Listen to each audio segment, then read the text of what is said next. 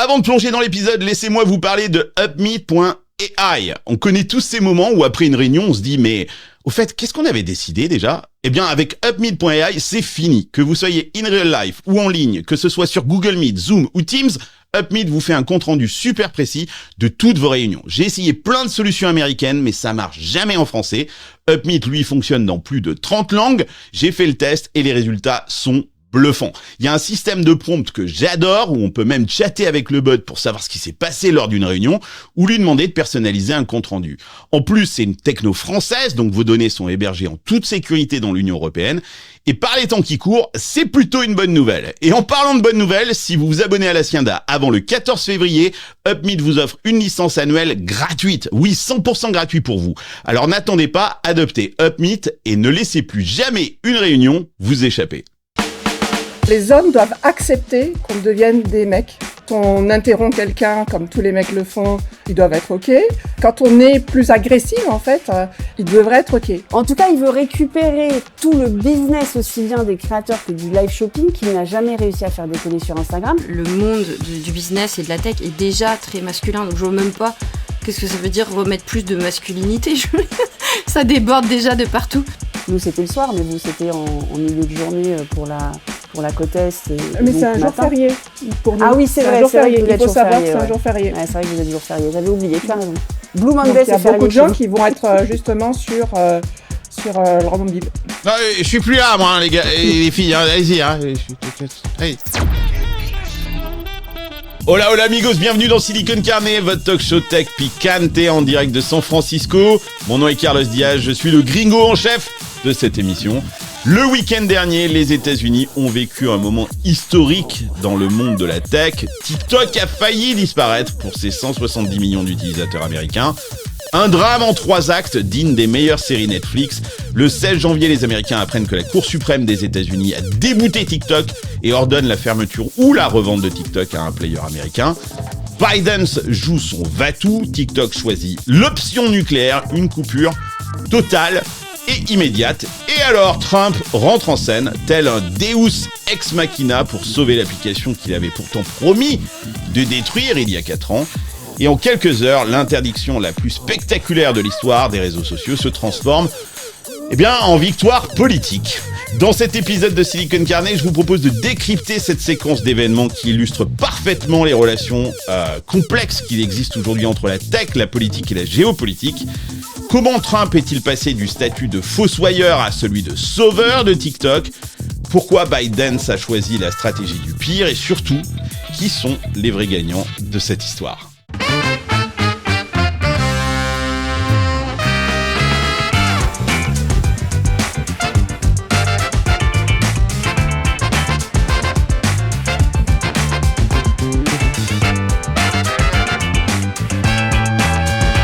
J'ai rien compris.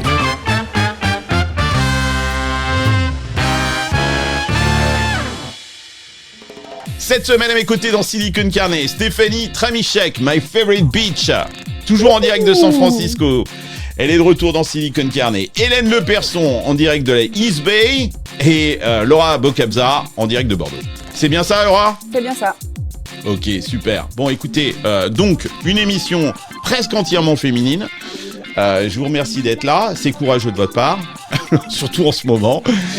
On essaye. D'ailleurs, en parlant de filles géniales, je vous invite à aller regarder l'interview de Clara Gold sur Silicon Carnet dans ce nouveau format qui s'appelle Off the Record.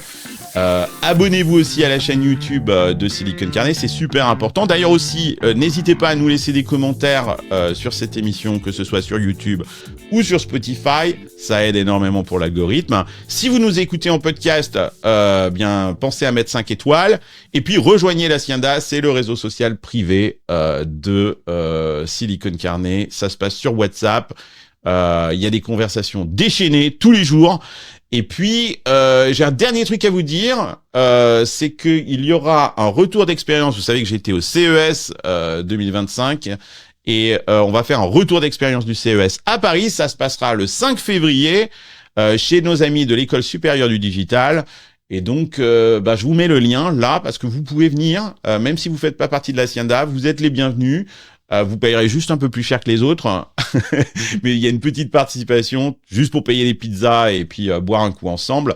Mais venez nous rejoindre avec la communauté à Paris, donc le 5 février. Qui veut du travail? Pas moi, je suis bien au soleil. J'attends qu'il pleuve de l'oseille dans mon T2 à Dubaï. Cette semaine, dans Qui veut du travail, on met en lumière avec Digital Selection un poste passionnant. Ça se passe chez Vocode. Vocode, c'est une agence super créative qui révolutionne les campagnes digitales. En fait, ils fusionnent la 3D et l'intelligence artificielle et ils collaborent avec des marques incroyables comme L'Oréal, Dior, Google, Canal+. Et ils créent des expériences digitales vraiment impressionnantes. Ils sont à la recherche d'un chef de projet pour piloter leurs équipes et leurs missions. Alors si tu penses que ce job est fait pour toi, bien contacte François Lejoli chez Digital Selection. J'ai mis tous les détails dans la description de cet épisode.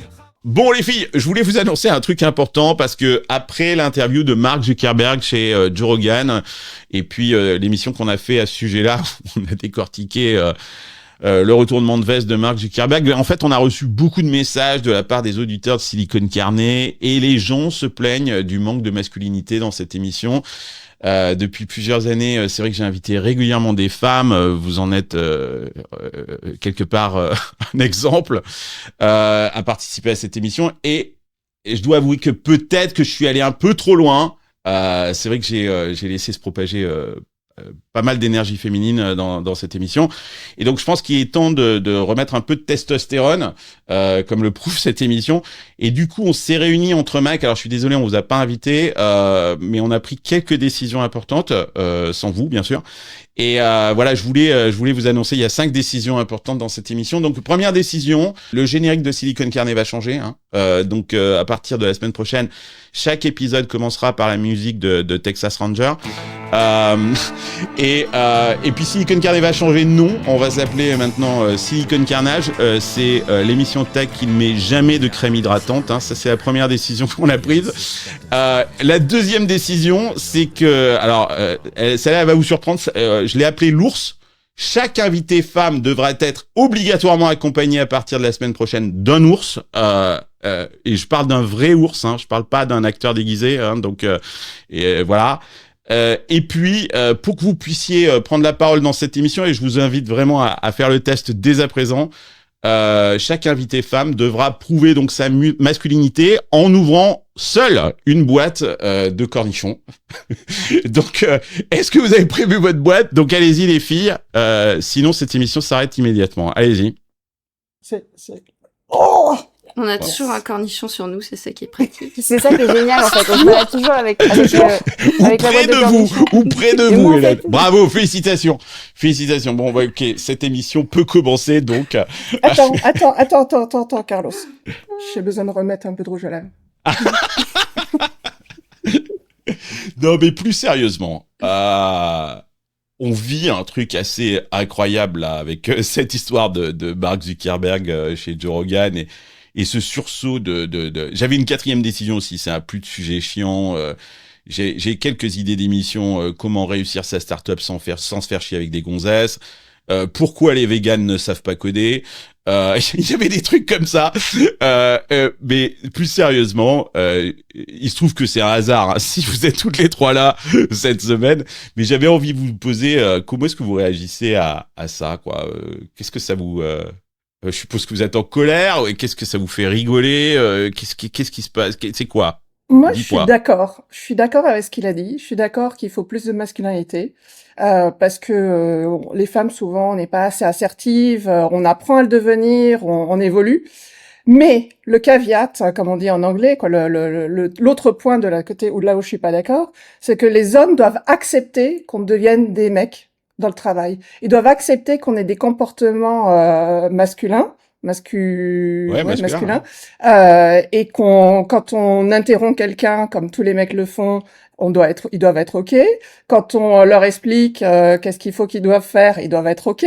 Quand on est plus agressif, en fait, ils devraient être OK. Le problème, c'est que, tu vois, c'est un truc, par exemple, que Sheryl Sandberg avait lutté contre pendant très longtemps, sur le côté les femmes doivent être nurturing. Elles doivent être comment dire, Bienveillante. Bienveillante, elle doit être toujours Maternante. maternante dans le travail, etc. Ça, Et c'est en une fait, connerie.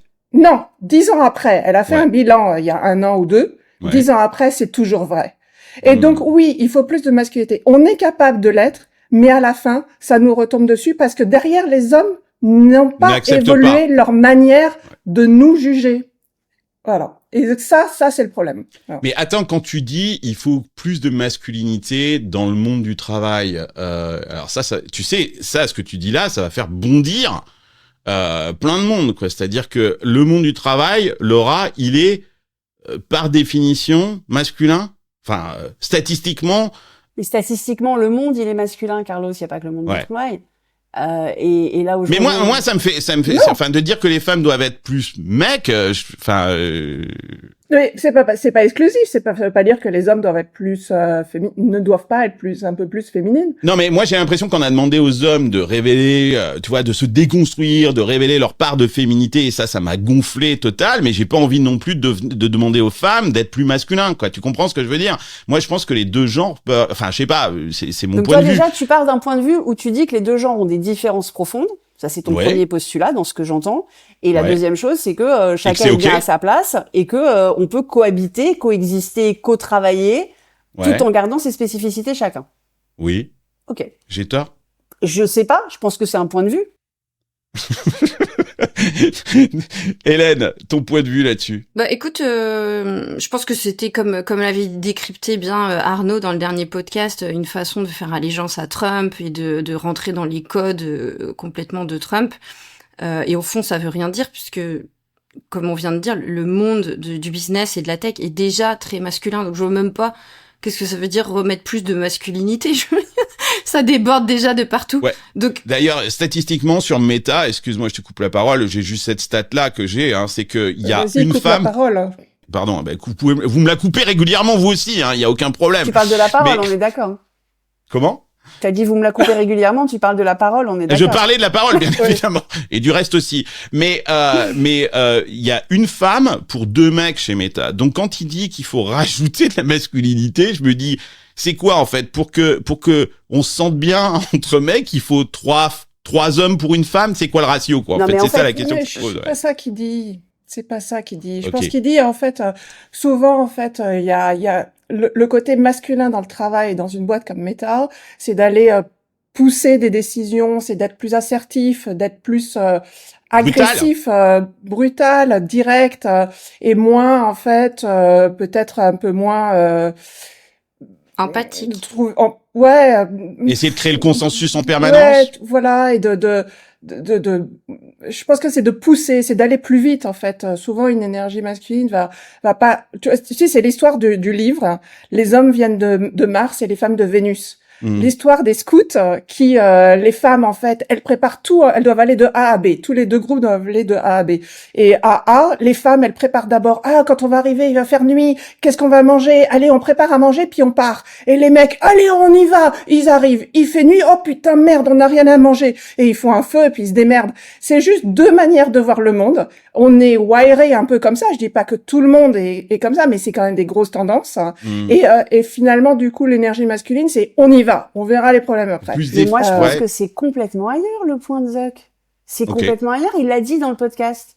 Il Mhm. a 3 filles et une femme. Le mec, il a juste trop d'œstrogène à la maison. Il veut vivre ailleurs, c'est tout. Mais il l'a C'est dit possible. dans le podcast. Fallait l'écouter. vivre Il l'a ailleurs. dit. Il C'est a vrai, dit, c'est j'ai vrai. 3 filles, j'ai une femme. J'ai pas d'autres hommes autour de moi à la maison. Ouais, il a besoin de ses copains à la salle de gym et au Et maintenant qu'il jiu-jitsu, fait du ça. jiu-jitsu et du MMA et etc., il s'éclate en fait. Et puis surtout, il s'est découvert un bod aussi, hein, parce que mine de rien, il a quand même, par rapport à Ouais. il y a 20 ans, Hmm. il fait sa Non mais prise moi de je la comprends, hein, quarantaine, j'ai quoi. 2 filles, ma femme, 2 filles et mon chien est même une chienne, donc je sais ce qu'il veut dire. Par là, c'est vrai que des fois tu te dis parce que en fait des fois j'ai l'impression d'être parmi des lionnes, hein, c'est-à-dire que quand il y a un problème, c'est toujours moi qui suis le fautif, quoi. C'est 3 plus 1, quoi. C'est pas véritablement c'est pas véritablement 4, mais quand même là, c'est Mark Zuckerberg, il parle au nom de sa boîte, c'est un mec qui est écouté, on est chez Joe Rogan, qui dit ça à ses potes devant une bière, ok, why not, Mais t'as pas donné ton point de vue, toi, Laura, là-dessus. Les filles, Hélène, Stéphanie, elles l'ont dit, mais toi, Laura, c'est quoi ton Mon point de vue, c'est que on n'est pas sur les bons sujets. On est encore dans une guéguerre débile. Est-ce que être masculin c'est mieux? Est-ce que être féminin c'est mieux? Plutôt que de chercher à comment est-ce qu'on tire le meilleur parti des deux façons de voir les choses, dont je ne suis toujours pas convaincue si elles sont innées ou acquises. Hein. En plus, parce qu'on part d'un principe de base que on est comme ça. On vient de découvrir ce que dit Mars et Vénus, Stéphanie. Voilà, ce que dit Mars et Vénus. On vient quand même de découvrir une société matriarcale qui remonte à 200, qui remonte à, il y a les paléontologues là, on trouvait un truc, une société matriarcale du paléolithique ou un truc comme ça. Enfin, c'est pas si évident que ça que les hommes ont toujours été les dominants, je mets des guillemets, hein, en tout cas physiques. Donc l'inné et l'acquis n'étant pas écrit, pour moi, n'étant pas décidé. Le tout, c'est qu'on arrive tous à travailler ensemble, en fait, et à cohabiter, à coexister. On arrive bien à le faire à la maison. Moi, pour le coup, j'ai un mari, un fils et un chat qui n'est pas une chatte. Donc, voilà, on y arrive. Quoi. Ok. Bon, écoutez. Je suis d'accord avec toi, en fait. Moi, j'ai été élevée un peu comme un garçon. Par maman seule. Non, sans blague. Et du coup, j'ai une énergie très masculine dans tout ce que je fais. Moi, j'ai toujours une énergie masculine. Donc, t'as sûrement raison. Là. En tout cas, perso, je suis d'accord. Hélène, et on s'en est rendu compte. Hein, il y a aussi beaucoup de femmes qui ont voté pour Trump ici aux États-Unis. Toi, tu vis aux États-Unis, tu es américaine. Ça, c'est pas du tout compris en Europe pour la cause féminine européenne. Ce genre de démarche, elle est incompréhensible. Comment tu l'expliques, toi? Les jeunes femmes, ont voté pour Kamala, et les femmes un peu plus âgées n'ont pas eu de problème à voter pour Trump. Je pense parce que les Américains sont très pragmatiques. Ils avaient des problématiques sociétales, économiques. Ils veulent des résultats à leurs problèmes. Ils veulent que les choses changent. Ok, c'est un gars absolument abject qui propose des solutions, mais bon, c'est lui, donc ce qui compte, c'est ce qu'il va faire. C'est pas tant qui il est. Je pense que c'est surtout ça qui explique que les femmes votent pour lui. Ouais, et je pense que ces femmes dont tu parles, qui sont un peu plus âgées, je peux pas m'empêcher de penser qu'elles ont peut-être dans leur sous-sol un jeune mâle hétéronormé qui passe sa journée à vaper et à jouer aux jeux vidéo, et je pense que c'est une grande partie. Pourquoi est-ce qu'elles ont voté aussi pour Trump? Je peux pas m'empêcher de penser ça, quoi. Donc bref. Bon, écoutez, c'est pas le sujet de l'émission de cette semaine, mais comme je vous tenais, au sens figuré du terme, je voulais vous poser cette question-là et savoir comment est-ce que vous viviez ce truc-là. Et je trouve que c'est super, vos réponses sont super intéressantes. Bon, allez, on parle de TikTok maintenant. C'est parti. Bon, alors, on a vécu, je sais pas ce qu'on a vécu, mais on a vécu une séquence d'événements digne de Netflix. Je sais que t'en as parlé dans ta newsletter, Laura, lundi. On est vendredi, on enregistre nous-mêmes lundi, donc je sais pas ce qui va se passer d'ici vendredi, la diffusion de cet épisode. Mais depuis, en tout cas, la semaine dernière, et l'annonce de la Cour suprême d'invalider le recours qu'avait fait TikTok pour essayer de continuer à exister aux États-Unis. Il s'est passé plein de choses. Laura, est-ce que tu veux nous résumer la séquence d'événements? Alors sur ce week-end, hein, donc je pars effectivement de l'invalidation. On est lundi là, on enregistre. On est lundi, mais ouais. je pars à partir du moment où la Cour suprême a confirmé sur un vote unanime, hein, ce qui est quand même important de le préciser aussi, sur un vote unanime a confirmé que le ban donc devait bien entrer en vigueur le 19 janvier. TikTok donc a d'abord mis à exécution la menace qu'ils avaient fait de dire nous on va pas juste s'enlever des stores et arrêter de faire des mises à jour, on vous prévient si vous voulez le ban, nous on désactive l'appli parce ils avaient mis ce coup de pression là déjà, ils l'ont mis à exécution. Donc c'est quand même un peu je monte les muscles quoi.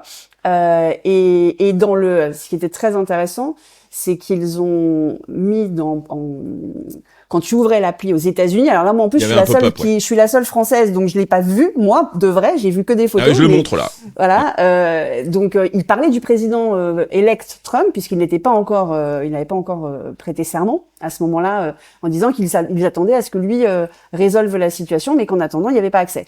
Et donc résultat des courses dimanche, tout le monde s'attendait à ce que la réponse de Donald Trump se fasse après l'investiture de lundi, donc le jour où on enregistre, mais dès dimanche. Donald Trump, il a fait un grand discours, un grand meeting, et il a dit qu'il avait une solution pour TikTok avec une joint venture, parce que ça devait appartenir au peuple américain et que sans les US, TikTok ne valait rien, mais avec les US, ça allait valoir des trillions de dollars. Et TikTok a immédiatement rallumé. Et en remerciant Trump, t'as un deuxième pop-up, t'as un pop-up qui disait on attend Trump, et maintenant t'as un pop-up qui dit merci Trump. Donc voilà. Et sachant qu'ils avaient aussi coupé CapCut et Lemonade, mais je sais pas si ça ils les ont. J'imagine qu'ils les ont remis aussi puisqu'ils avaient coupé les 3 de ByteDance en fait. Stéphanie, quand tu regardes ça rétrospectivement, est-ce que tout ça a été stage, c'est-à-dire tout ça a été scénarisé ou non, on est juste dans l'ère Trump, ça se passe comme ça se passe à la seconde. Difficile à dire, on n'est pas dans les petits papiers, mais le grand gagnant, c'est Trump, qui juste avant l'investiture déjà est le sauveur sur 170 millions en fait d'Américains accros à TikTok, des Gen Z. Donc les Gen Z, Trump, c'est notre sauveur. Super campagne de personal branding avec un petit encart, un pop-up sur toute l'app que tout le monde a vu, le message du CEO de TikTok, dès que tu ouvrais TikTok et que ça marchait, tu avais le message du CEO de TikTok qui disait merci Trump. Stéphanie, je te propose qu'on l'écoute justement, Shuzi Chu. C'est comme ça qu'il s'appelle, c'est le CEO de TikTok qui effectivement juste au moment de la décision de la Cour suprême lançait une vidéo. D'ailleurs, une vidéo assez étrange, il est filmé chez lui, on a l'impression qu'il est dans son salon, le mec. C'est filmé sur son téléphone à la TikTok, vraiment. Et où il en implore au secours, il demande le secours immédiat de Trump. Je vous propose d'écouter cette petite vidéo. Hi everyone, it's Show here. As you know, we have been fighting to protect the constitutional right to free speech for the more than 170 million Americans who use our platform every day to connect, create, discover, and achieve their dreams. On behalf of everyone at TikTok and all our users across the country, I want to thank President Trump for his commitment to work with us to find a solution that keeps TikTok available in the United States. This is a strong stand for the First Amendment and against arbitrary censorship. As we've said, TikTok is a place where people can create communities, discover new interests, and express themselves, including over 7 million American businesses who earn a living and gain new customers using our platform. To all American users, thank you for making our TikTok community such a rich and vibrant space, for surprising and delighting us every day. Rest assured, we will do everything in our power to ensure our platform thrives as your online home for limitless creativity and discovery, as well as a source of inspiration and joy for years to come. Thank you. More to come. Merci Carlos de m'avoir coupé. Bon, écoutez, vous savez quoi, j'ai allumé de l'encens. J'ai de l'encens. J'avais ça, prévu de l'encens pour cette émission. C'est ton côté féminin qui ressort là, tu vois. Voilà, j'ai décidé, je vais allumer de l'encens. Vas-y, Stéphanie, vas-y. Fais Donc, comme si j'étais pas ce que je voulais dire, le troisième point, en fait, avant que tu me coupes, c'est le fait qu'en fait, il est un grand gagnant, Trump, juste avant l'investiture. Il a son inauguration. Il a la possibilité maintenant de diffuser sur les millions d'utilisateurs en fait de TikTok en live et d'être repris sur TikTok et d'amplifier son inauguration qui en plus va être indoor, donc un petit peu moins spectaculaire potentiellement en fait que les années précédentes, et il va l'amplifier énormément sur TikTok. Donc là en fait pour lui c'est un coup de communication, c'est une amplification, le timing. C'est parfait pour lui pour devenir le président avec la plus belle investiture, cérémonie d'investiture de ever, quoi. Surtout que je pense pas que ce soit une génération qui ait l'habitude de regarder les cérémonies d'inauguration, à part peut-être Obama à l'époque, tellement c'était un moment sociétal fort pour les US. Donc je pense que pouvoir le regarder sur TikTok où qu'il soit, parce qu'en plus c'est en pleine journée un lundi, enfin nous c'était le soir, mais vous c'était en milieu de journée pour la côte Est. Mais c'est un jour férié. Pour nous. Ah oui, c'est un vrai, jour c'est vrai que férié. vous Il êtes faut jour savoir férié, que c'est un ouais. jour férié. Ouais, c'est vrai que vous êtes jour férié. J'avais oublié, tu as raison. Blue Donc, Monday, il y a c'est férié beaucoup de chez gens vous. qui vont être justement sur leur mobile. Bon, Et je pense moi, que- moi, je vois pas les choses comme ça. Trump, en fait, je suis plus là, moi, hein, les gars, et les filles. Non, hein, mais allez-y, t'as hein. pas besoin de non, mais toi. Trump, On il a, termine alors, la bien musique, sûr, bien sûr, il est, Avec ton il- truc phallique, excuse-moi. Pardon, Hélène, vas-y. Non, on mais il t'écoute. prend, évidemment que Trump prend toute opportunité de briller et de tirer une situation à son avantage. Mais l'histoire du ban potentiel de TikTok date d'il y a bien longtemps. C'est Biden qui l'a ordonné. Ensuite, il y a eu un recours de TikTok parce que alors oui, encore avant, Trump voulait Ouais, le Trump a bannir. commencé. Ensuite, Trump a été le mais c'est premier, quand même voilà. Biden qui l'a fait. Oui. Et ils étaient complètement tous d'accord là-dessus. Tout le monde était Ouais. d'accord là-dessus, les démocrates, les républicains. TikTok a fait un recours à la Cour suprême en disant First Amendment, liberty of speech. Et ils ont. C'est génial, et de ce la en part quoi- du Parti communiste chinois, voilà, c'est assez c'est génial. de la je part remarque. des Chinois est quand même mythique. Et Ouais. donc, ce en quoi la Cour suprême a dit, vous n'êtes pas américain, donc vous n'avez pas ce privilège du freedom of speech, donc on confirme la décision. Et Trump voulait depuis un certain temps que cette décision soit repoussée pour lui laisser le temps de négocier. Là, il était, en fait, ça tombait le 19 janvier et il avait hésité à demander à repousser pour avoir le temps de faire les négociations qu'il devait faire. Et en fait, il l'a pas demandé. La Cour suprême a rendu son verdict et donc TikTok s'est retrouvé à devoir faire ça là maintenant tout de suite. Donc en fait, c'est quand même pas si manichéen que ça. L'histoire, c'est quand même que TikTok, c'est la Chine dans le sens le gouvernement chinois qui, je le rappelle, est officiellement un ennemi des États-Unis, hein, avec l'Iran, avec la Corée du Nord, avec la Russie, avec le Yémen et Cuba. Donc, on se parle de quelque chose qui est plus géopolitique que de la communication quand même. Donc, Tu veux dire par là, Hélène, que si ça avait été une application iranienne ou une application nord-coréenne, ça n'aurait choqué personne? bah moi, je pense que on mélange le sujet de TikTok et des enjeux géopolitiques avec Trump qui se trouve être là à ce moment-là et qui fait son show comme d'habitude et qui tire la couverture à lui.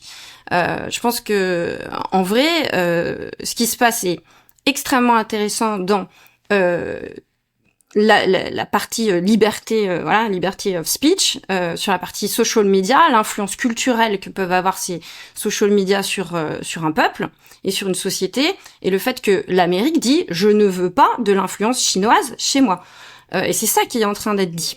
Sachant que Et donc je veux pas qu'on jette le bébé avec l'eau du bain. En vrai, la question c'est est-ce qu'on a envie en tant qu'Américain d'avoir une application chinoise qui a accès, évidemment, alors je pense que le sujet des données c'est une excuse, hein, parce qu'en fait le vrai problème c'est qu'ils sont chinois, parce que tout le monde a des données sur tout le monde et notamment l'exemple de Les comment ça États-Unis ont s'appelle des données sur les Européens. Hein. Temu là le Temu site est chinois où on chinois, achète ils de ont- tout, je veux Ouais. dire eux ils ont exactement les mêmes données et en plus ils ont nos cartes de crédit, ils savent ce qu'on achète, donc en fait Et votre adresse. et l'adresse et tout, donc en fait le sujet c'est pas tant les données, je pense que Ils ont pas le les fait mêmes qu'ils sont données, hein, chinois. quand même. Et donc est-ce qu'on a envie de cette influence, est-ce qu'on a envie qu'il y ait des centaines de millions d'Américains dont les revenus dépendent d'une autorité chinoise? C'est ça pour moi le sujet. Mais là où c'est intéressant, c'est que ça, c'est le sujet d'un point de vue géopolitique. En revanche, les Américains utilisateurs de TikTok se sont non pas précipités sur YouTube Shorts ou sur Instagram, mais sur Red Note, en regardant des vidéos chinoises, en apprenant le mandarin. Alors, je pense que ça va retomber, le soufflet va retomber plus vite que Clubhouse, hein, mais il y a quand même eu cet élan vers une autre appli chinoise où les Américains disaient, mais en fait, c'est moi qui décide et si je veux donner mes données au gouvernement chinois, c'est moi qui décide. Donc, c'est complètement ubuesque, je trouve. Alors je vous propose, vous me lancez, vous foutez en l'air complètement le conducteur de cette émission, mais bien évidemment, mais effectivement tu parles là de la réaction des utilisateurs de TikTok et elle est super intéressante. Effectivement cette application là, Red Note, qui en chinois c'est Xiao Hongshu.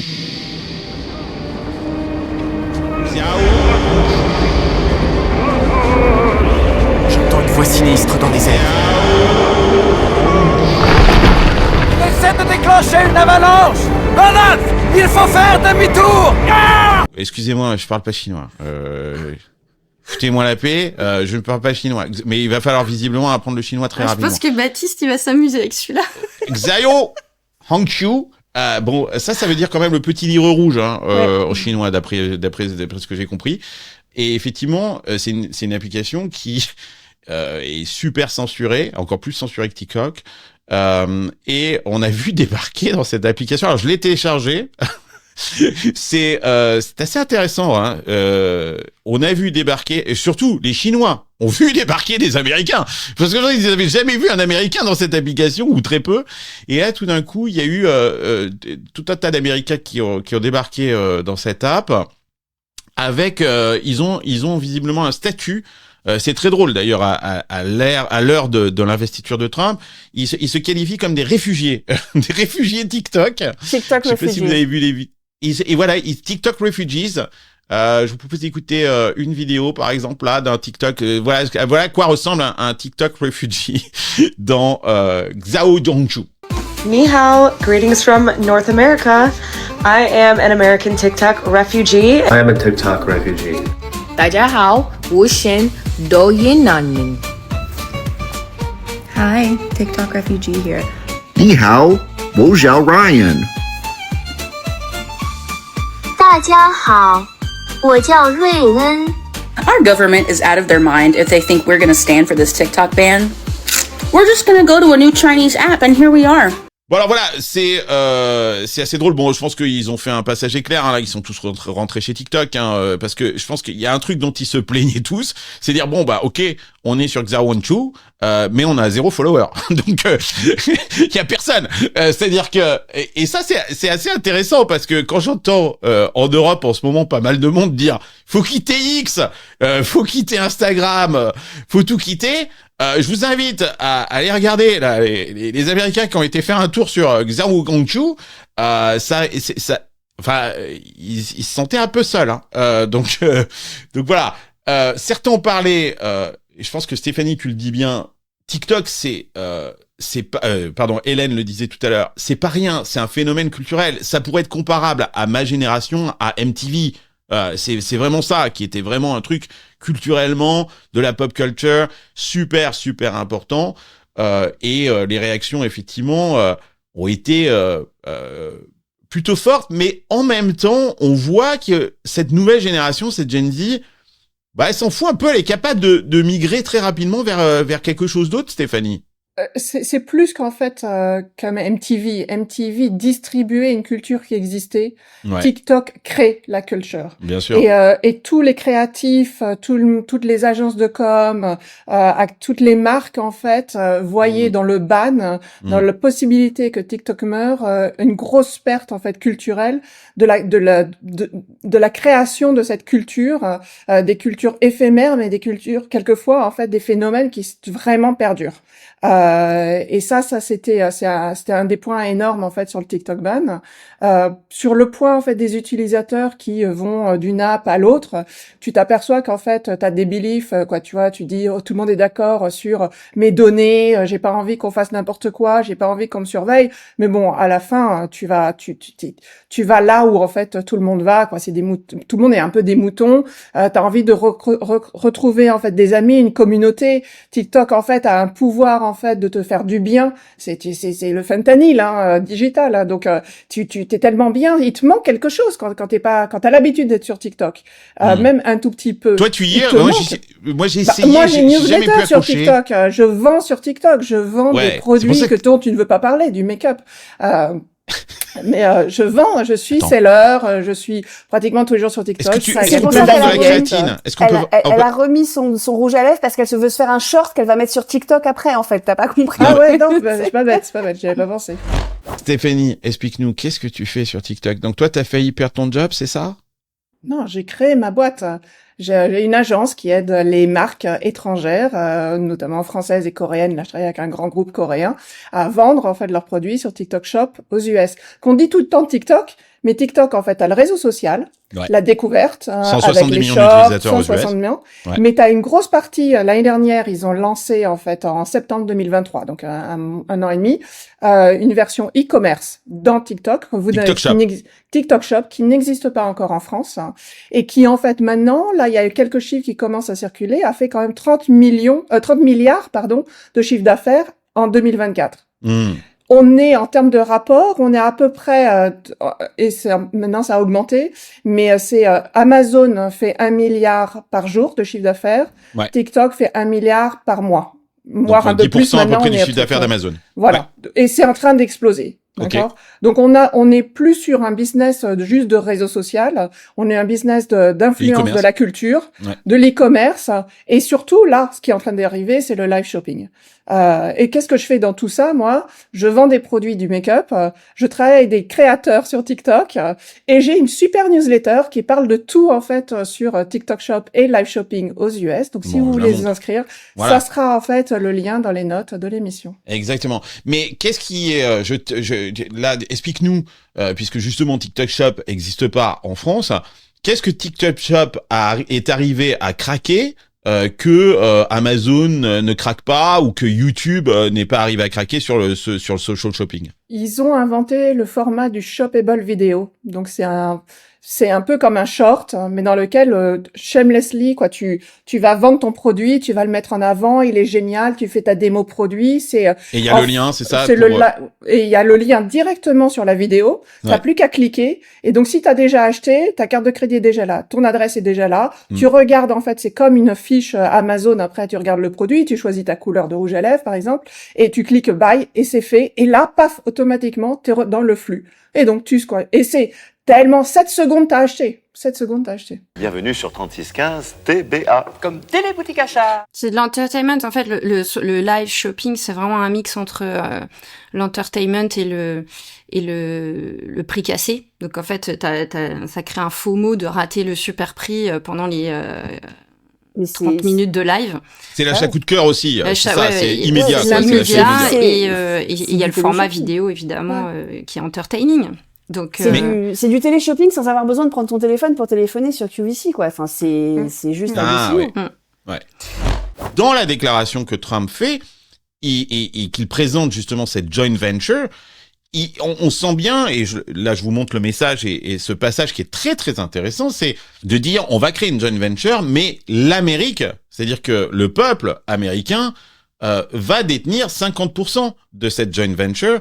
Il y a la volonté de reprendre le lead, en tout cas une partie du lead, puisque ça serait ByteDance, un conglomérat de copains de Trump, hein, en gros, si je devais résumer, et puis 50% l'État américain, donc une forme de presque nationalisation, pas tout à fait, mais presque, de l'application TikTok et surtout de la société Biden. C'est le risque économique et politique, tu crois, qui l'anime là? Bah c'est super intéressant ce cas, parce que tout le monde se tient par la barbichette. Je pense que c'est des négociations quand même extrêmement compliquées et délicates, parce que le gouvernement chinois ne veut pas de précédents mondiaux sur se faire nationaliser leur plus beau succès.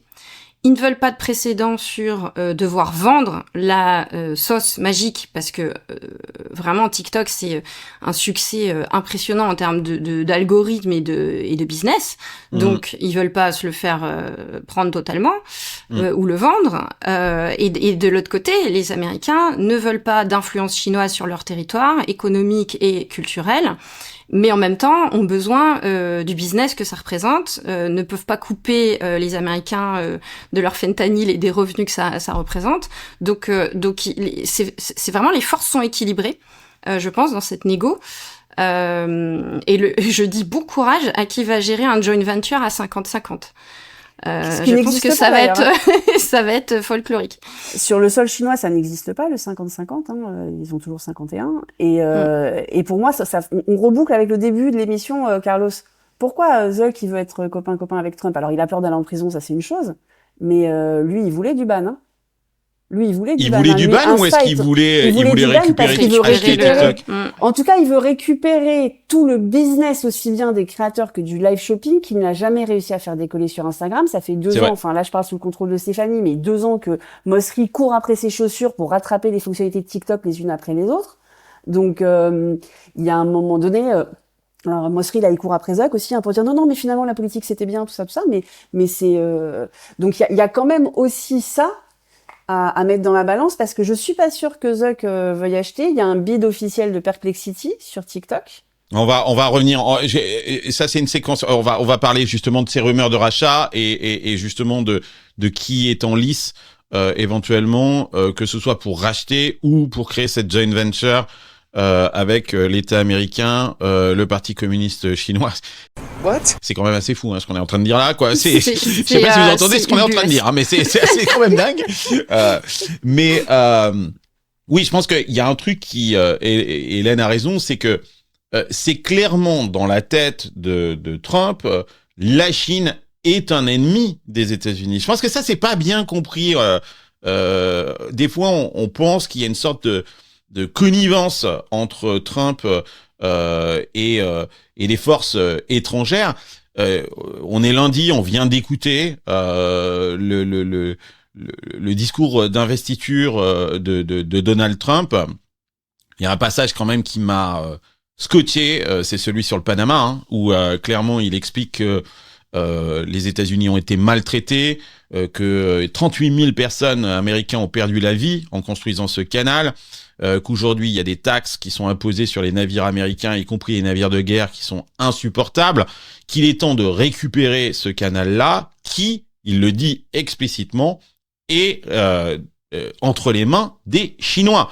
C'est ça ce qu'il dit, et donc et que la Chine est clairement un ennemi des États-Unis. Je me demande d'ailleurs si, je vous pose la question, mais en quoi tout ça n'est pas lié? C'est-à-dire que on est dans une claire démonstration de force entre la Chine et les États-Unis.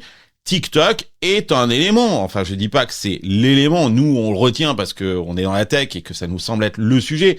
Mais c'est un tout, non?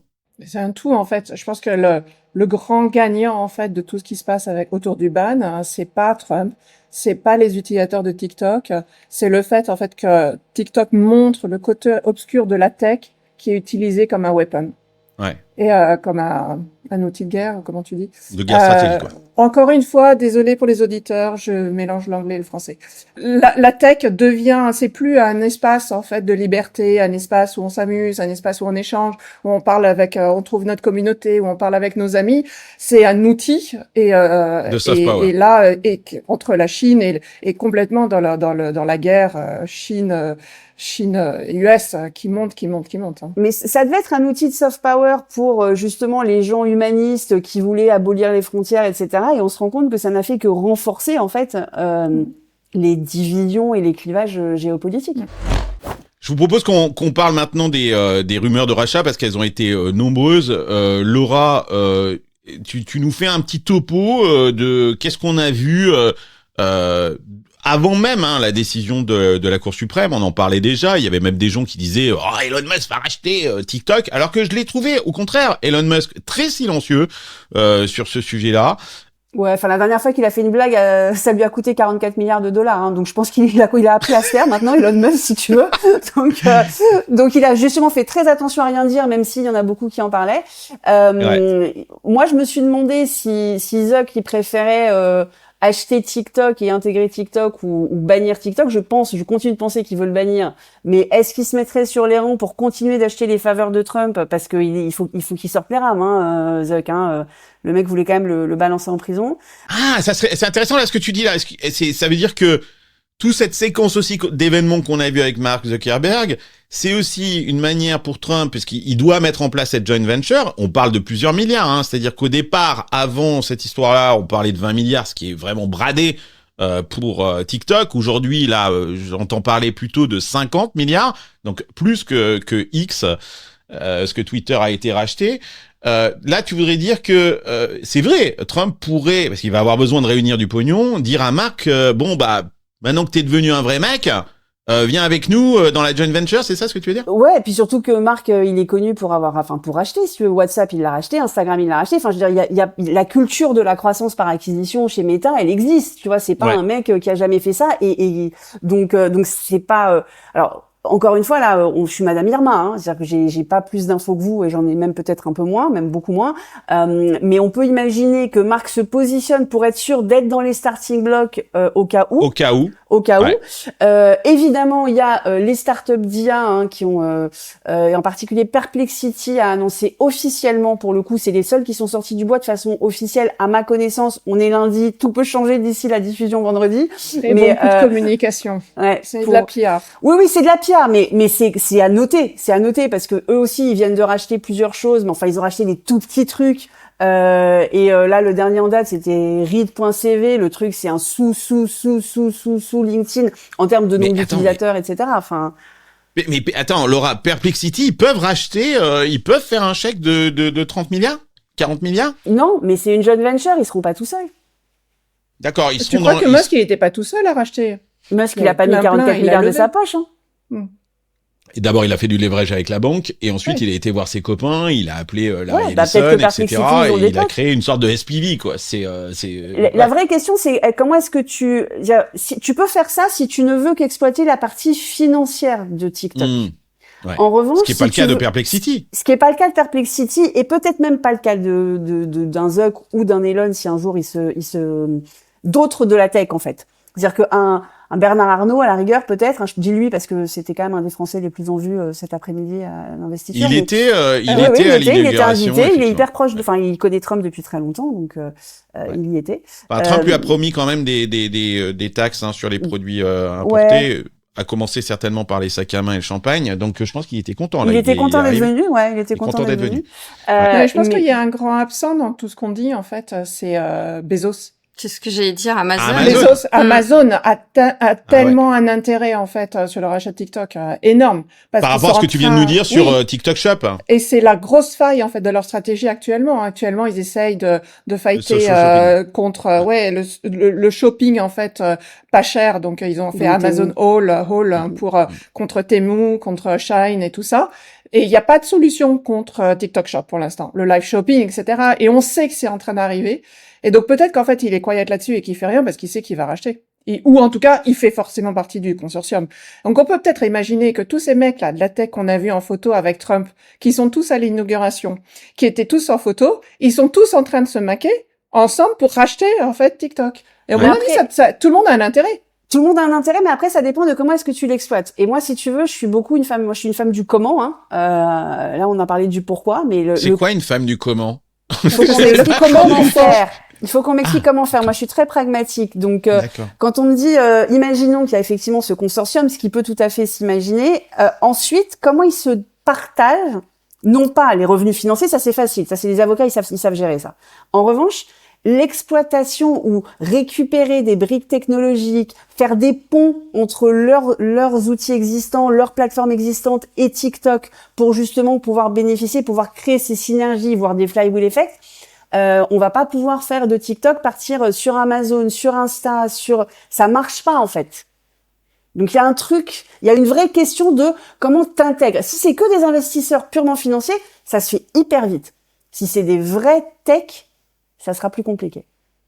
On a l'impression que tout le monde a envie de dater avec TikTok en ce moment, quoi. En gros, tout le monde a matché avec TikTok et maintenant, on se dit, mais qui est-ce qui va choisir? Alors, est-ce que c'est Donald Trump? Alors, il y a aussi, bien évidemment, le Parti communiste, chinois, qui clairement a clairement son mot à dire, et visiblement ce qu'ils ont expliqué aussi et ils l'ont montré, c'est que s'il fallait fermer, il y a pas de problème, on fermerait, et que ils avaient aucunement l'intention d'aller partager l'algorithme.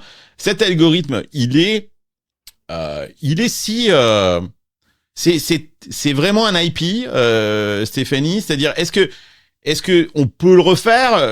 On est dans une nouvelle ère avec de l'intelligence artificielle. Moi, j'ai lu sur Twitter des gens qui disent si on récupère la donnée, si on récupère la data, on fait tourner des langages et on va le craquer, l'algorithme de. Je pense que s'il était craquable, ça aurait déjà été fait en fait par Instagram avec Reels, qui essaye et tu sens que ça passe pas.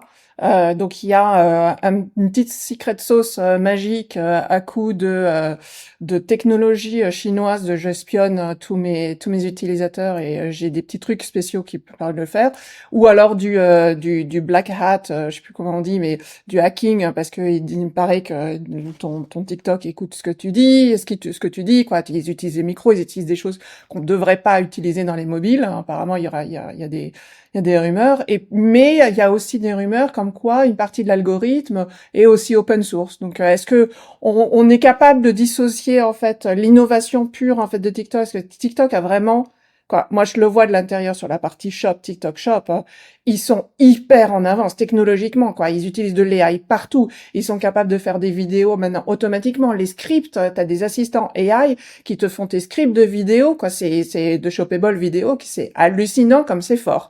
Et ça, en fait, je pense qu'ils vont essayer de le garder. Tout ce qui est vraiment innovation, parce qu'ils n'ont pas envie de le donner. Mais ça, c'est là va y avoir le clash avec Trump qui va essayer de mettre ça sur table, parce que récupérer TikTok juste pour ses utilisateurs, entre guillemets, sans avoir la techno, est-ce que ça sert à quelque chose, hein? Et de même que avoir la techno toute seule, je pense que voilà, ça fait peut-être combien 7-8 ans que TikTok est là. Il y a un côté quand même aussi où ils ont construit une marque. Et alors ok, on a vu tous les ados partir chez Red, mais parce que ça avait été recommandé par TikTok. Je pense qu'ils sont revenus dès ce matin. Enfin moi, tout le lycée là, ils sont revenus dès ce matin. C'était confirmé. D'ailleurs, ils regardaient l'inauguration en live sur TikTok. Mais je pense qu'il y a quand même un côté aussi branding, loyalty par rapport à l'app. Non, et par contre, on peut parler du projet, en fait, de Frank McCart, qui est qui a été le plus vocal sur le fait qu'il voulait racheter TikTok, et ça fait 9 mois, 1 an, en fait. Avec Kevin O'Leary, qui est ce mec de Shark Tank, hein, c'est ça? Ouais, c'est ça. Et juste pour ceux de tes auditeurs qui savent pas, Frank McCourt, c'est quand même le propriétaire de l'Olympique de Marseille, hein, donc c'est pas comme si on le connaissait pas en France. D'accord. Je le rappelle. Intéressant. Intéressant. D'accord. Mais il a une thèse qui est très intéressante, puisque lui, il veut mettre de la blockchain. Et il veut donner dans le projet, là, on n'en parle pas beaucoup, mais il veut redonner le contrôle en fait de ces données aux utilisateurs. Et c'est pour ça que ça s'appelle Project Liberty, c'est le contrôle en fait de ces données. Mais bon, quand on voit que les 170 millions d'utilisateurs étaient prêts à aller chez les Chinois de Red Note et filer leur numéro de sécurité sociale avec Xi Jinping, Manu. D'ailleurs, en parlant de crypto, Stéphanie, je sais que tu es à fond sur le sujet. On a vu aussi un autre truc, dans la même séquence d'événements. Ça s'est passé tout ça dans le week-end dernier. Vendredi dernier, Trump a lancé son coin qui s'appelle le Trump Coin. Pourquoi pas? Il y a déjà la Trump Tower, il y a déjà les Trump Stacks, voilà. Donc il a lancé un coin qui a atteint presque 15 milliards de valorisation en quelques jours. Bon, visiblement, ça s'est complètement recassé la gueule. Je pense qu'il faut acheter. Si ça se casse la gueule, il faut acheter, parce que ça remontera forcément. Alors explique-nous ça. Je ne donne pas de conseils financiers. Non, c'est pas un conseil financier. Je n'ai pas donné de conseils financiers. Ouais, mais ça y ressemble quand même. Mais ce n'est pas un conseil financier. Silicon Carney ne vous donne pas de conseils financiers. Non. Mais comment faire la lecture de ce coin Trump, Stéphanie? Il y a des pépettes à faire avec les cryptos, c'est tout. Et lui, il est malin. Il est malin, il le fait. Par contre, tu te dis, on est actuellement quelqu'un qui veut lancer un coin, et j'en connais plein autour de moi, qui va lancer des coins. T'as un problème de régulation aux États-Unis qui est encore énorme. Ouais. Mais lui, pas de problème. Et il recommence parce qu'il a lancé Melania. Parce que comme Trump a cartonné vendredi, hier soir ou ce matin, enfin donc dimanche ou lundi, quelques heures plus tard, Melania a aussi lancé son son coin. Ça explose. Je sais pas, il y a pas de truc comme la haute, il y a pas d'autre autorité de la transparence de la vie publique aux États-Unis parce que en termes de conflit d'intérêts, il y a pas de sujet aux US là-dessus. Non, c'est une vraie question candide. Non, mais c'est comme tout, tout est très lent dans les administrations. Donc, à moins que Musk fasse la révolution prévue et qu'il nous rende ça très efficace, je pense qu'il y a le temps, tu vois, le temps joue énormément.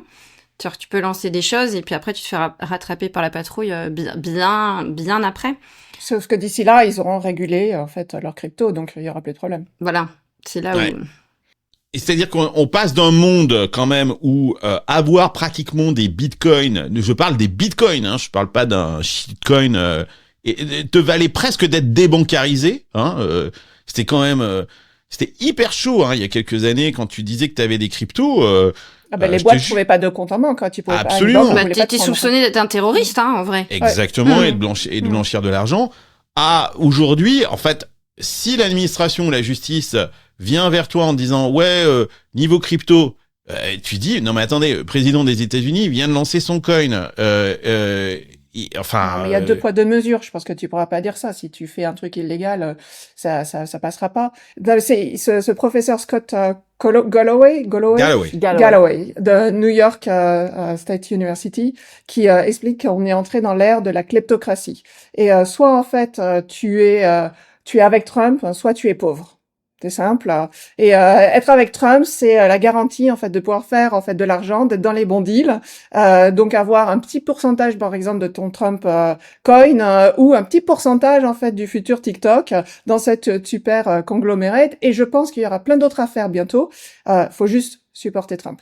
C'est intéressant ce que tu dis là, Stéphanie, parce que je vais justement passer un passage du discours d'inauguration de Trump où il parle exactement quelque part entre les lignes. Je reconnais ce que tu es en train de dire là.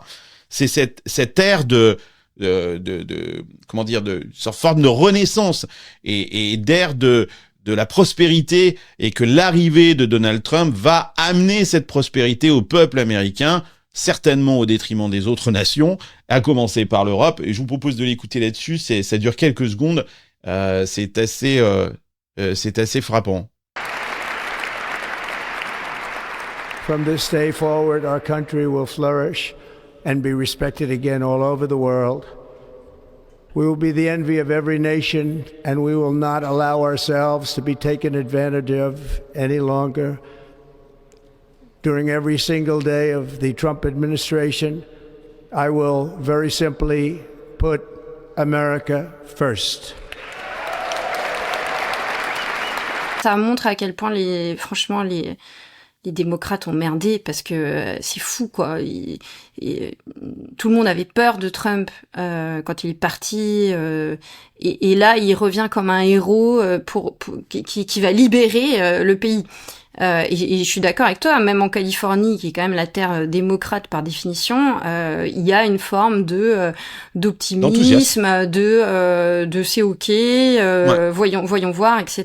Et une forme de libération de la parole. Je pense que c'est fou quand il pense, mais il y a eu, je pense, des dérives de la part des démocrates qui ne sont pas passées. Et donc de fait, des formes de dérives de ce que dit Zuckerberg, on m'a demandé de cacher de l'information, on m'a demandé de modifier des informations, et ça les gens l'ont senti, ont senti qu'il y avait un risque qu'on leur prenne leur démocratie, et ils sont allés, ce qui est fou, vers Trump pour ça. Ouais. Donc je suis d'accord que c'est très étrange de voir que le pays a eu très peur de lui, et finalement il incarne aujourd'hui un espoir. Laura, est-ce que tu penses que non, je suis entièrement d'accord avec toi.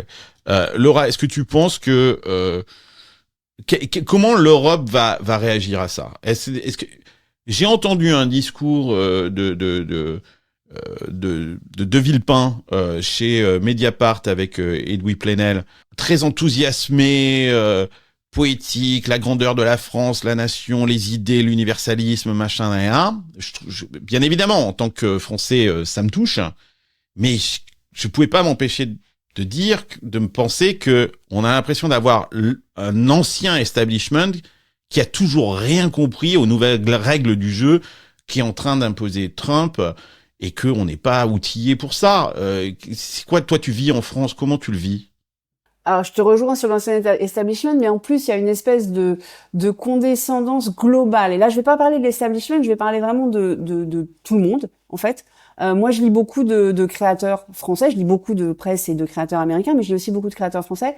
Et j'ai réalisé, en fait, en lisant un truc la semaine dernière, que des créateurs français qui ont pignon sur eux, qui sont lus par des centaines de milliers de personnes ici, qui sont portés au nu sur LinkedIn et tout, ils savaient pas qui c'était Dana White, parce que comme il s'appelle Dana, ils pensaient que c'était une fille.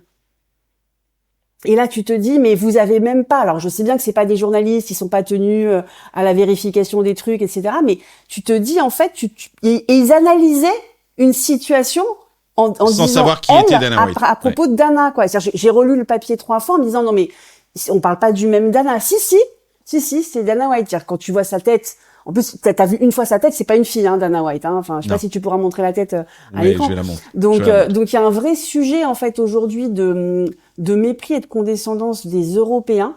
Nous, on est sur, si tu veux, on a la colline de l'éthique, tu vois. On est au-dessus, parce que on est les humanistes, on est doute. Parce que on est des cartésiens. On écoute, parce que non, c'est pas une question. Là, pour le coup, on n'est pas cartésien, hein, parce que je vais te dire, si on était cartésien et pragmatique, on ferait pas ce qu'on est en train de faire. On est tous sauf cartésiens aujourd'hui, justement. Aujourd'hui, on est beaucoup pascalien, tu vois. Je pense, mais on n'est pas cartésien. On ne fait pas, on ne fait plus. On est passé on invente des choses et on crée des choses à allez-y, créez, nous on va devenir une société de service, nous on va rester les penseurs, sauf que quand personne ne pense comme toi, t'es bien seul. Et puis il y avait ça dans le discours aussi de Villepin, c'est on est une civilisation de droit. Donc de justice. Donc on va se protéger de tout ça en réaffirmant nos valeurs et en mettant en place une réglementation quelque part. C'est ça ce qu'on entend. C'est ça le problème, c'est qu'en fait aux États-Unis, c'est un droit de jurisprudence, on va attendre qu'il se passe un truc et on va en tout cas une cour de justice va émettre un avis qui va potentiellement faire jurisprudence pour les autres. En France et en Europe, hein, parce que l'Union européenne et le Parlement européen est devenu maintenant aussi très friand de ça, on va essayer de prévoir tous les cas, sauf qu'à la vitesse à laquelle va la technologie, et tu parlais Hélène de la vitesse de l'administration, mais alors la vitesse de du Parlement, c'est pire, ils ne peuvent pas aller aussi vite que la technologie. Tu ne peux plus fonctionner comme on a fonctionné avant, à se dire, je vais écrire des règles et tout le monde va devoir jouer dans mes règles. Il faut laisser tout le monde jouer et ensuite voir, ok, maintenant où est-ce qu'on met les règles? C'est-à-dire que quand t'essaies de baliser le terrain, t'oublies d'être sur le terrain et de jouer, quoi. Donc c'est quand même. Moi j'aimais bien Carlos ce que disait Michel Lévy dans un de tes podcasts. Il disait il faut un plan avec où on est clair sur nos forces, sur nos meilleurs joueurs et puis aller jouer et aller négocier. Mais là on est en train de foutre des drapeaux tout autour du terrain, faire joli. Et en fait ils sont allés jouer sur le terrain d'à côté, quoi. Est-ce que vous avez vu le mème là pour finir sur TikTok qui moi m'a fait hurler de rire, le Chinese Spy? Ils sont forts sur TikTok à trouver des trucs marrants, quoi. Mais Stéphanie, t'as raison, c'est que tu le disais tout à l'heure, il y a un vrai, c'est pas simplement de la diffusion, il y a aussi de la création de culture. Et de création de contenu qui est absolument génial. Je vous propose de découvrir ce mème du Chinese Spy. En gros, on a souvent, comme on l'a dit dans cette émission, expliqué que TikTok, hein, c'est Biden, c'est le Parti communiste chinois, et que donc beaucoup ont dit que c'était un danger pour la nation, pour toutes les nations, et que c'était un énorme outil d'espionnage finalement des sociétés occidentales. Eh bien, à l'annonce de la fermeture de TikTok, certains créateurs ont décidé d'incarner le rôle de cet espion chinois qui nous écoute. Et je vous propose de regarder une vidéo. Il y en a plein d'autres. Vous allez en trouver plein sur TikTok notamment, puisqu'ils sont revenus. C'est le Chinese Spy. Le voilà. Hello guys, this is your Chinese spy speaking. I want to post this video before it's too late. I guess we are not going to see each other again in the future. That's why I have something to say. It is a great honor to spy on you for the last few years. I wish you all have a great life in the future. Now is something personal. Laura from California, you shouldn't drink that much Coca-Cola. It is bad for your health. And also Peter from New York, your mama loves you. You shouldn't treat her like that, okay? And Stephanie from Texas, don't send your nude picture to the guy called Marvin. He's a fuckboy. He's talking to other girls as well. Nice deeds, by the way. I think that's all I have to say. Bye-bye, guys. Bye-bye. Stéphanie, aujourd'hui TikTok se banne, et toute cette séquence d'événements dont on vient de parler, ça marque quand même un tournant historique. C'est quand même la première fois qu'une démocratie occidentale interdit un organe de communication, et pas des moindres, principal, et où considère que si vous voulez être cet organe de communication, alors il faut que l'État détienne 50% de votre capital. C'est pas exactement ça. Je pense que on a utilisé, tu vois, quand le CEO en fait de TikTok communique, c'est partout, c'est free speech. Les Américains, les 170 millions d'utilisateurs TikTok doivent avoir la possibilité de parler comme ils veulent, de s'exprimer comme ils veulent. Et quand Trump dit, et ce qu'il faut rappeler, c'est qu'aux États-Unis, on a le First Amendment, qui contient la partie en fait de free speech, mais qui parle aussi de freedom of religion, freedom of press. Donc protéger la liberté de la presse. Donc c'est très large en fait ce premier amendement sur la. Donc c'est pour ça que tout le monde fait attention à dire freedom of speech et pas First Amendment. Et tu verras qu'il y a des fois, les gens parlent de TikTok ban et ils se reprennent en disant non, en fait pas First Amendment, freedom of speech. Et en fait, ce qui est très intéressant, c'est que si tu as un rachat de TikTok par une joint venture qui est possédée à 50% par les Américains, c'est-à-dire que le gouvernement possède 50% du plus fort outil de communication qui existe aux États-Unis, le plus impactant. Donc ça, on est contre la freedom of speech, of press. Ouais. Et on est contre le First Amendment dans ce cas-là. Mais personne n'en parle de ça. Mais je pense que ça rejoint aussi le fait que est-ce que un organe de diffusion et de communication c'est de la presse ? Est-ce que la presse c'est pas plus que ça ? Est-ce que le quatrième pouvoir c'est pas aussi toute l'investigation, la vérification des sources, etc. Je suis pas sûre que les TikTokers ils vérifient leurs sources tous les matins. Non, mais ils te disent que la presse non plus. Quand ils te disent que ABC, Fox le fait apparemment, mais ABC News, CBS, c'est les ennemis du peuple parce qu'ils sont contrôlés par les démocrates et le gouvernement de Biden. Et on a déjà des gros de la big tech qui sont sur la presse parce que donc Bezos possède quand même le Washington Post et le Washington Post qui réagit au rapprochement de Bezos avec Trump veut changer sa tagline et arrêter de dire Democracy dies in darkness. Et ils ont fait un essai sur le print la semaine dernière. C'est pas sur Internet parce que moi j'ai pas le Washington Post papier à Bordeaux, mais il paraît qu'ils ont fait des essais la semaine dernière et après la vague de départ. Mais en ce moment aux États-Unis, je sais pas si vous le sentez, mais en France, mais il y a un bashing contre le old media. À mort, le old media est mort. On essaye en fait de tuer tout ce qui est les organes, tout ce qui est télé, tout ce qui est papier. En favoritisme de justement d'une communication plus fluide, donc les podcasts, les réseaux sociaux. Mais finalement, si le plus gros réseau social qui est américain, 170 millions, où l'information est amplifiée très simplement, elle devient sous un contrôle gouvernemental, est-ce qu'on revient pas sur les mêmes problèmes finalement du old media ? C'est serpent qui se mord la queue en fait, c'est ça. On vient de faire le tour du cercle là. On vient de revenir au début. Sauf que là, en fait, c'est un peu l'histoire de Poutine ou d'autres dictateurs. Tu contrôles la presse. Donc si tu contrôles la presse, moi c'est ce qui me fait très très peur avec cette histoire de Trump, c'est que Trump ait été élu, c'est le jeu de la démocratie, c'est le jeu ma pauvre Lucette, voilà, ça fait chier quelques intellos de gauche, mais c'est comme ça, c'est la vie, c'est ça la démocratie. Ça va faire du bien aux États-Unis. Je pense que les États-Unis vont avoir un nouvel élan. Absolument. Mais effectivement, s'il y a une sorte d'appropriation du discours médiatique et il a bien compris que ça se passe plus dans les médias traditionnels, mais de plateformes comme X ou TikTok, là, on se rapproche de plus en plus d'un modèle effectivement à la Poutine. Et moi, la vraie crainte que j'ai, c'est est-ce que Trump laissera l'alternance démocratique dans 4 ans. Moi, c'est ma seule question. Moi, je suis d'accord avec toi. Moi aussi, c'est ma seule question depuis que je suis persuadée qu'il va être élu l'année dernière, c'est s'il est élu, est-ce qu'il laissera le pouvoir ? Allez, je vous laisse. Je vous dis rendez-vous la semaine prochaine. Merci de nous écouter de plus en plus nombreux. Ça me fait super plaisir. Toutes les semaines, on passe des caps. Je sais pas où est-ce qu'on va s'arrêter, mais c'est génial. À la fois sur YouTube. Il y a pas mal de gens aussi qui se sont plaints sur YouTube. Je suis désolé. Je pense que j'ai été identifié sur YouTube comme une bonne vache à lait. Donc, ils monétisent à mort. Il y a beaucoup de pubs. Ouais, j'ai appris ça. On m'a dit ça. Écoutez, allez, si vous pouvez aller écouter le podcast, le Silicon Carnet en podcast, il y a pas de pub.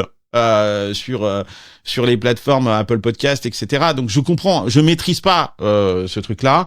Mais c'est YouTube qui fait du pognon sur mon dos. J'en touche un petit peu, mais très honnêtement, ça paye pas grand chose. Mais je suis désolé si vous avez beaucoup de pubs sur et sinon vous passez en premium. Moi je suis en premium sur YouTube. Ça a changé ma vie. Alors si vous avez les moyens, vraiment.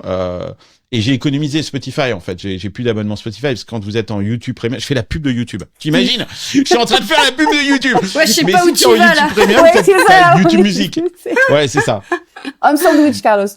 Bon, ouais, il me paye pas, donc non, t'as raison. Passez en YouTube Premium, comme ça vous pouvez regarder Silicon Carnet sans pub. Faites ce que vous pouvez, quoi, en fait. Et sinon, écoutez-nous en podcast, c'est bien aussi en podcast, mais bon. Vous voyez pas toutes les trucs de Baptiste et tout ce qu'on fait en vidéo qui est super drôle aussi. Bon, écoutez, vous savez quoi? Je vais continuer à vous inviter parce que vous êtes top. Ça va. Donc, c'était T'as un besoin de te test. laisser pousser la moustache, c'est ça? Ouais. Et nous, tu sais quoi, on va continuer à venir parce que t'es pas mal non plus. Oh, cette déclaration d'amour sur la fin, là, c'est magnifique. C'est magnifique. Laura, tu sais quoi? J'ai un moment ce week-end, je me suis dit, faut peut-être que je retourne à la salle de gym. Mais tu sais, sérieusement, ça m'a traversé l'esprit. Je me suis dit, je crois qu'il faut que je retourne à la salle de gym. C'est le moment. Si Et là, tu veux ta être dans femme, le elle coup, t'a dit, tu te dis ça tous les mois de janvier, tu sais bien que tu tiendras pas? Non, je l'ai pas dit à ma femme parce qu'elle allait te dire ça. Parce qu'elle se fout de ma gueule. mais non, mais c'est dingue. Tu vois, c'est ce côté, ce conditionnement finalement dans lequel on est. Mais j'avoue, ça m'a traversé l'esprit ce week-end. Bon, allez, rendez-vous la semaine prochaine avec plus de muscles, là. Peut-être ou pas, quoi, en fait. Donc vous verrez bien. Allez, bye bye.